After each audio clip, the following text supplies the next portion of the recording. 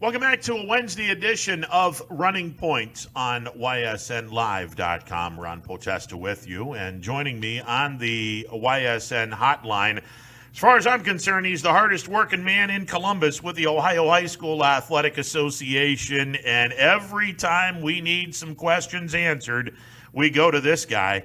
He is the director of the media and the guy that's the mouthpiece for the OHSAA, Tim Stried, joining us. Tim, how are you today, sir? Hey, I'm good, Ron. Hopefully you are doing well, too, and things are well in the Mahoning Valley. It's a little warm. Can you, you got the finger on the pulse of just about everything, Tim. Can you tell Mother Nature to back off on the heat? Oh, I wish I could. I tell you what, we had about a half-hour thunderstorm here in Columbus yesterday, and it was like a godsend. So hopefully you guys get a little bit of rain here soon, too. Yeah, no, it poured like crazy late yesterday afternoon, and it went from like 93 to 70 in a heartbeat. It was a godsend, as you mentioned. Mm-hmm. Lots of things going on in the OHSAA, the biggest of which is yesterday morning, the Board of Commissioners met. What is the game plan for the OHSAA coming out of that meeting, moving forward in terms of the fall sports? Sure. Well, and for those that may have seen some of our social media messages this morning, at this time, we are planning on having our normal and traditional offering of fall sports. And the August 1st is the official start date for practice, and we're planning on doing that. We're planning on having our normal fall tournaments. So, we as you know, I think like we've talked about, only some sports have been approved so far to be contested between two different schools. And as we look at our fall sports, tennis, golf, and volleyball so far are the only three sports approved to be contested between two different schools. But I'm confident and I'm hopeful that the other contact sports, field hockey, cross country, soccer, and football, we're hopeful that those are going to get approved here soon, and then we can start planning on having as much as possible a normal fall sports season. We are 50 days away, 7 weeks and 1 day from the start of the high school football season, and the rules are right now. There's no way you can have high school football in the next 50 days. If it were to start right now, you would not be able to have high school football. What are some of the bright spots that you guys are looking at in terms of things changing in the next 50 days for high school football to be played at the start of the season? Or do you think there's a very good chance that this could be a late starting sport, but you still get a good amount of football games played for the 2020 campaign? Mm-hmm.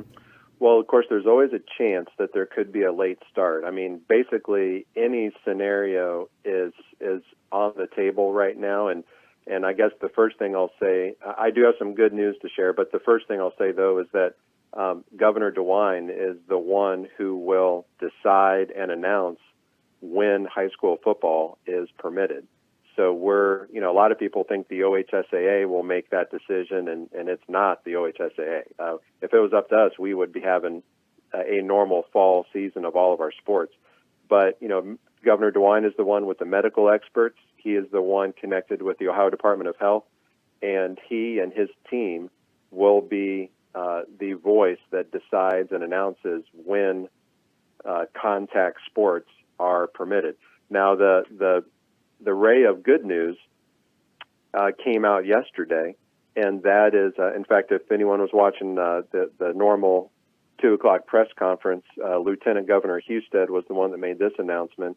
So for basically a 1-week trial period starting now, and it will end next Wednesday, contact sports between different schools are permitted.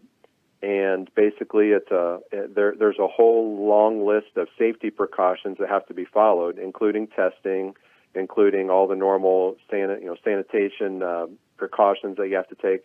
But we have a 1-week trial period here where they are permitted. that's a great start. That's what we need. And then I think after July 15th, we'll take a week. We'll look and see where the numbers are. We'll see if there were any serious ramifications from doing that.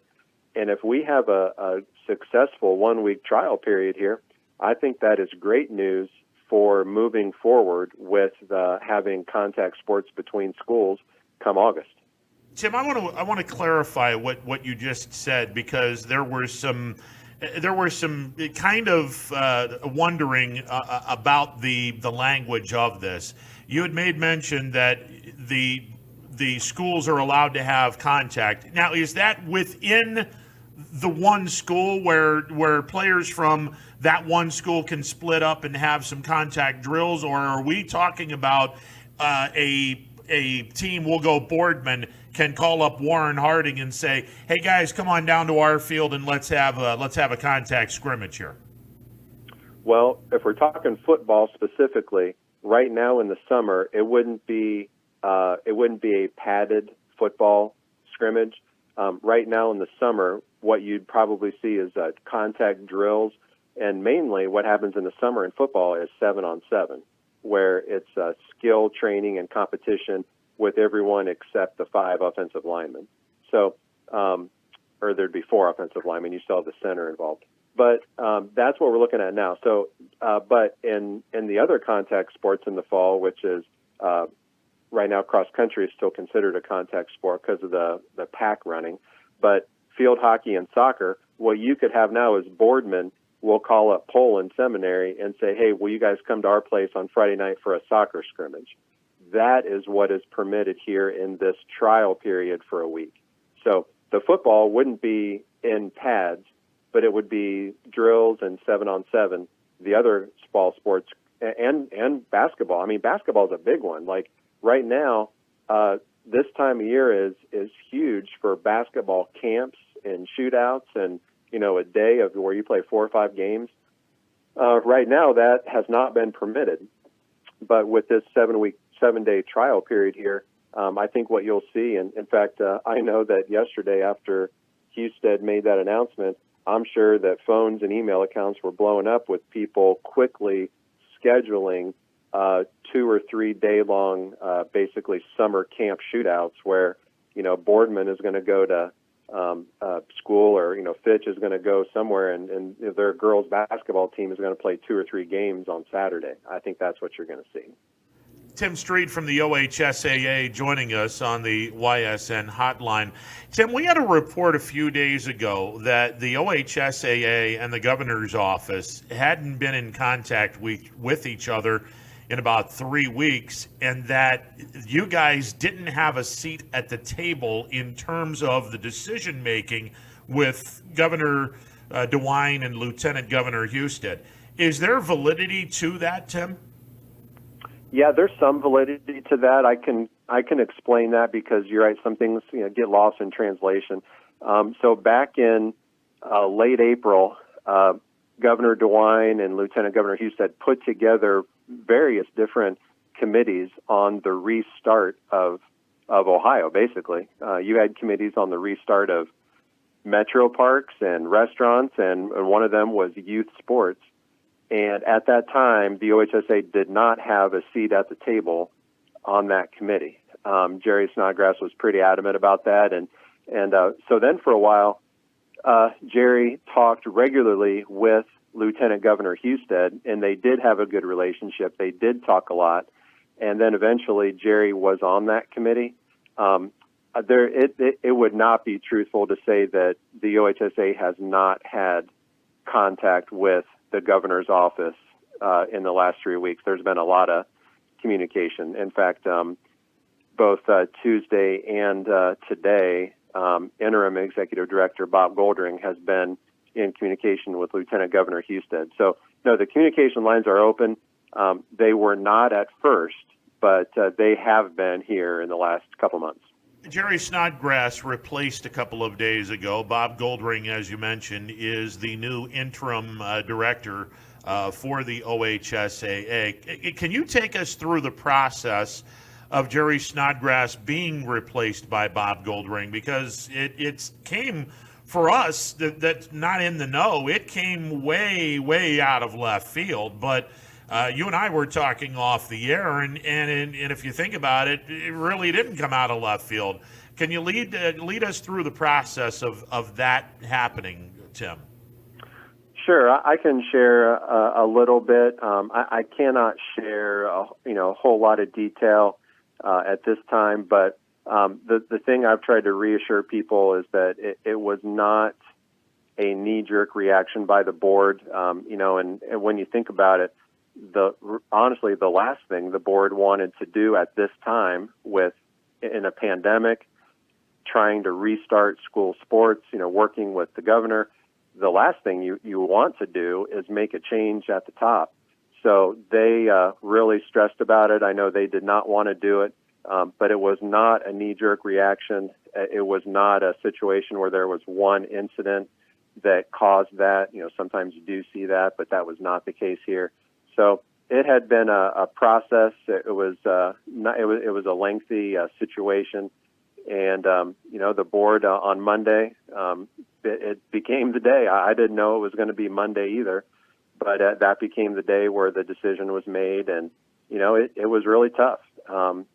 Jerry was very well liked by a lot of our schools, and he did a lot of great things for high school sports in Ohio. There's no doubt about that. So somehow we're going to have to move on. And the good thing that we have, and our board of directors stress this to the staff, is that we have a great staff. There's no doubt about it. And we have experts in the field on our staff. And now's the time for our staff to step up and do their job and do what they've been entrusted to do. Our board wants us to do that. And we're going to move forward with Bob Goldring as interim executive director. Bob's been with our staff for 25 years, and everyone loves Bob. He is well-liked in the office, and he's the one to lead us right now while we start doing a search.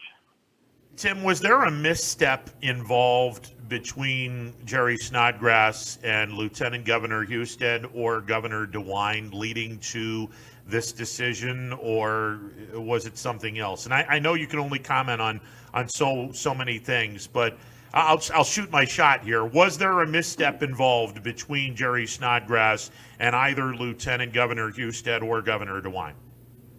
I am not aware of any misstep between Jerry and the governor or lieutenant governor, no. And I've seen that rumor on Twitter, but I am not aware of any truth to them having any kind of situation that had any impact on the decision on Monday. Tim Stried from the OHSAA is our guest. August 1st is the target date for fall sports. Tim, there's no secret. The state of Ohio, and you can call it part 2 in COVID. I think it's just an extension of part 1. I know you guys down in Franklin County have been hit hard. Trumbull County and Franklin County, along with, I believe, 4 other counties in the 88 counties that encompass the state of Ohio, are in a pretty bad way, in which the 6 counties mentioned, Trumbull and Franklin and the other 4 counties, are going to be mandating masks. Having said that, here we are on July the 8th. We're 24 days away from the target date for fall sports. If this continues to be on the rise, at what point is the OHSAA going to essentially put the brakes on the August 1st target date and go into a plan B, if there is a plan B? Yeah, good question, and I think that it would have to be a directive or an order from the governor to pump the brakes on that, and that could happen. And we have tried to stress that the governor is the one calling the shots with the return to normal activities. We want to move forward under safe conditions, and even the wearing the mask part, that I believe is more for if you're indoors, and especially if you're not in a position where you can socially distance, that's when the mask becomes required. If you're walking your dog or running on a path, you don't have to wear one. It's encouraged, but you don't have to. So, I think if you're a soccer team and you're out there running lines and your coach is standing at one end of the field and you're outside, it's not a mask situation. So I think if we get to that point where a mask is even required in that case, we'd have to cross that bridge when we come to it. But, we announced last night to our member schools, and then this morning on our social, is that we are moving forward with planning for an August 1st start date for official practice, and then our seasons and our tournaments. If there would be a situation where the governor would step in and shut things down, of course, then we have to address that, but we have to move forward now with planning for it. If Governor DeWine wants to shut things down, is he going to get some feedback from the new executive director of the OHSAA, Bob Goldring, or is this just going to be a Governor DeWine and Lieutenant Governor Husted decision, and you guys aren't even going to be acknowledged at that point? Well, I would probably say we would be acknowledged, and I say that because if you think back to March 10th and 11th and 12th, back when that was the week of boys basketball regional and the state wrestling and state girls basketball tournaments, if you think back to that week, Governor DeWine did acknowledge the OHSAA and thanked us for initially reducing our crowd sizes, which was very painful, but we had to do it. And then eventually, 2 days later, we were forced to postpone, which eventually became canceled. But at that time, he did acknowledge the OHSAA, and because not every sports association was following his directive, but we did, so he did appreciate that. I think the biggest thing this fall is, and this happened. This is why we canceled spring sports, is because the school facilities were shut down. If there would be a scenario this fall where if the school facilities again are completely shut down, well, that is why we had to cancel spring sports. So that would be a similar case this fall. So, as we watch Governor DeWine's press conferences, as we look for information, the keeping open of school facilities is crucial, and that really is the deciding factor on school sports. Tim, what does Bob Goldring bring to the table that Jerry Snodgrass might not have in terms of Goldring's strengths? What are some of the things that Bob Goldring, in your envisioning of Bob Goldring as the executive director of the OHSAA, what are some of the positive things that Bob will bring to the table for the OHSAA? Sure. Well, Bob is very connected with our staff. He works well with our staff in terms of bringing key staff members together to make decisions. That started Monday afternoon, actually, and it was all day yesterday, where he's bringing in staff to craft our school memos, to help make announcements and decisions, utilize our communications people. That is Bob's strength, and Bob has always wanted to do that, and that's what Bob is the best at. And so I think, obviously we're going to post the position and move forward with a national search. But in the interim, we have someone on the staff that is going to empower and bring our staff together to do what we're supposed to do. If he does a solid job, would the interim label be taken away from Bob Goldring? Oh, I'm sure there's a chance. I don't know if Bob is going to apply for that position or not. He and I have talked about that over the years, and in the past, the OHSAA executive director has always been a former school administrator. I think that's always been a good thing. Bob nor I have ever been a school administrator.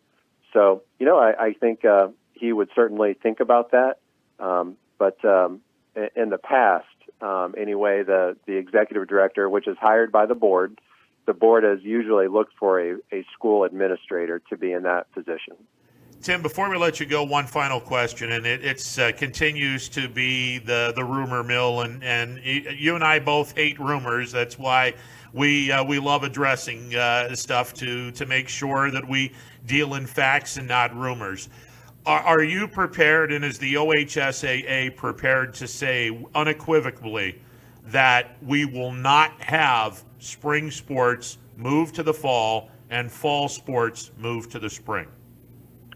I am prepared to say that, and the only way that would happen is if we were forced to do that by the governor of Ohio or the president of the United States, or insert authority figure there that's above us. But the OHSAA has no intention, nor have we ever had the intention of switching seasons or moving football to the spring. No.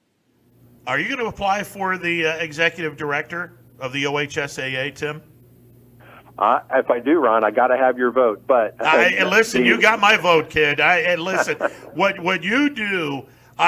What you do for the OHSAA, appearing on shows like this and answering questions, I know it's difficult, and I know that you're probably hearing the same questions over and over and over and over again, and the patience that you have is unparalleled. I think that you're fantastic at what you do right now, but I also think, and this is just my personal opinion, I think you'd make a damn good executive director for the OHSAA. Well, I really do appreciate it. I'm going to tell my wife that you said that, because I don't know if she'd vote for me, but no, I do not plan on applying for that job, and it goes back to, like I said, I think that the member schools of Ohio deserve to have and expect to have someone in that position who has been in their shoes, has sat in their seats as a school administrator. And I agree with that, and I support that. I am happy in my position as Director of Communications, and I think that's where I can best serve Ohio and our member schools and the media. I hope I can do that for a long time, but I don't think that my strength would be as Executive Director. Tim, before we let you go, and I just thought of this, give me the perfect player or the perfect hire for the executive director. What are some of the things the executive director for the OHSAA, what are some of the things he or she is going to have to bring to the table in order to be effective at his or her job? Sure. Well, the thing that our various executive directors over the years, and I've served under 2 of them and have experience with 4 of them, the best thing that I can hope for and want from an executive director is to be able to speak to a lot of different kinds of groups as a human, as personable, as an authority figure, because the way you talk to a junior high cross country team is different than how you talk to the governor. And you have to be able to talk to both. And you have to know your audience, and you have to utilize the right words to say at the right time. But just having a level of compassion, having a level of sincere and honest appreciation for what our school administrators and our coaches do on a daily basis. Those are the people who are interacting with our student athletes on a daily basis and leading them, turning them into leaders. We need someone who will always embrace that. And but at the same time, that's a big part of the job, but that's not the only part of the job. We're a business. We have constituents, and there's a lot that goes on behind the scenes that needs attention, and it needs a professional administrator that's going to guide our staff and set the standard for how we move forward. And so it's really a unique person that is strong at both of those. But if we can find someone who is strong at both of those, we've got a winner. Okay, I keep having questions in my mind, so I got to ask this. Let's knock on wood and hope and pray that we have a complete high school football season. Are we going to have expanded playoffs this year, or do we wait until 2021 to have the expanded playoffs? Yeah, expanded playoffs would be 21. It would not happen this fall. Okay. Yeah, that's a good question. We've had people ask if we would consider doing that, and there's a lot of things behind the scenes that are already planned for the 2020 football season that we're doing everything we can now just to have the normal season that we've planned. The expansion of the playoffs, which we do have in place for next year, is going to have to stay next year for lots of reasons. But yeah, nothing would change for this year, but for next year we're expanding. Let's hope the next 50 days are solid ones and we can kick COVID-19 to the curb and have a great fall sports season, because Lord knows, I know you guys want everything to go without a hitch, and hopefully that's the case. Tim, as always, you are a fantastic guest, and you are always welcome on this show anytime, any place, anywhere. I appreciate that, Ron. Thanks so much, and anytime, be happy to chat. All righty. Tim Stried, Director of Communications with the Ohio High School Athletic Association. We got a lot to chew on. We'll bring DJ Yoakley, the CEO of Your Sports Network, on in just a bit.